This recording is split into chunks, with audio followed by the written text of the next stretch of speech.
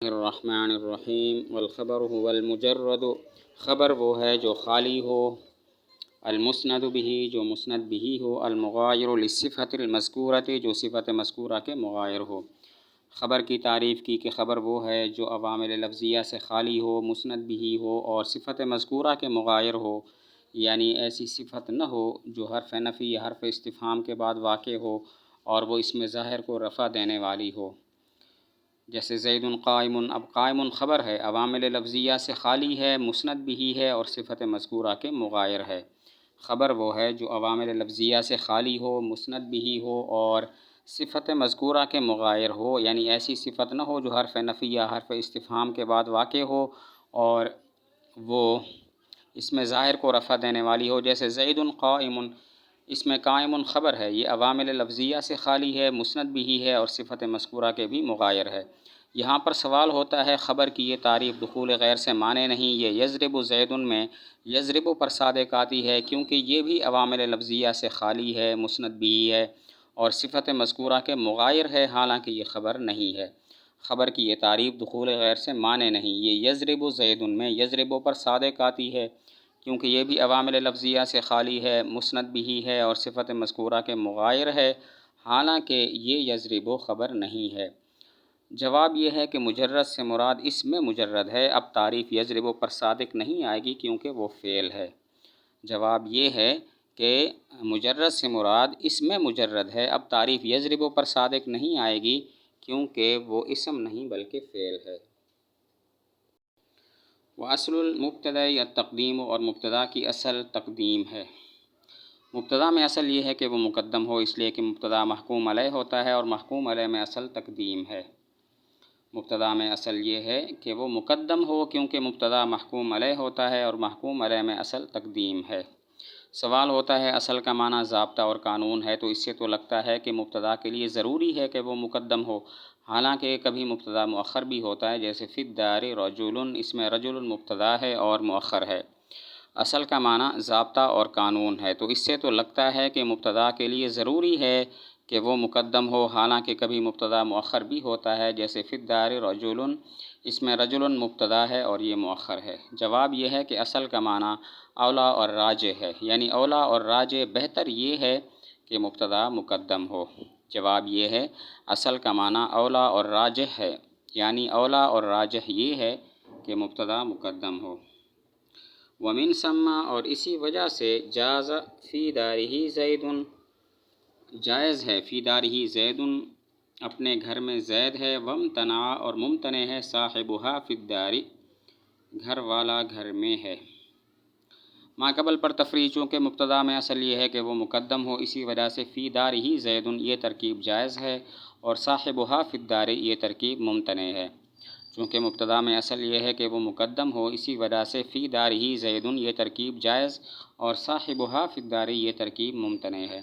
فی دارہ زید یہ جائز اس وجہ سے ہے کہ اس میں ہی ضمیر کا مرجع زید اگرچہ لفظاً مؤخر ہے لیکن رتبتاً مقدم ہے کیونکہ وہ مبتدا ہے اور مبتدا کا رتبہ پہلے ہوتا ہے، تو اضمار قبل ذکر لفظاً و رتبتاً لازم نہ آیا بلکہ صرف لفظاً لازم آیا، جو کہ جائز ہے۔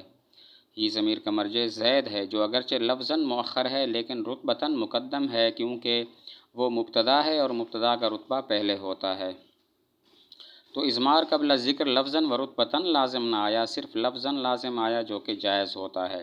صاحبہا فی الدار یہ ترکیب ممتنع اس وجہ سے ہے کہ اس میں ہا ضمیر کا مرجع الدار ہے جو لفظاً بھی مؤخر ہے اور رتبتاً بھی مؤخر ہے۔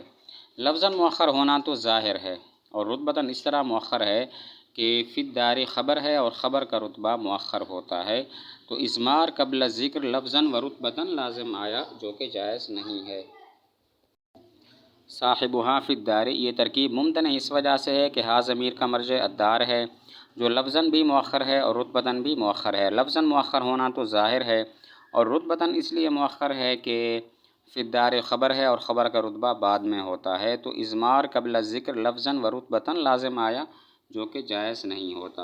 وقد یکون المبتدأ نکرۃ، اور کبھی مبتدا نکرہ ہوتا ہے، اذا تخصصت بوجہ ما، جب اس میں تخصیص ہو جائے کسی وجہ سے، کسی طریقے سے، جیسے وَلَعَبْدٌ مُؤْمِنٌ خَيْرٌ مِّن مُشْرِكٍ، البتہ مومن غلام بہتر ہے مشرک سے، اَرَجُلٌ فِي الدَّارِ ام امرأۃ، کیا گھر میں مرد ہے یا عورت ہے۔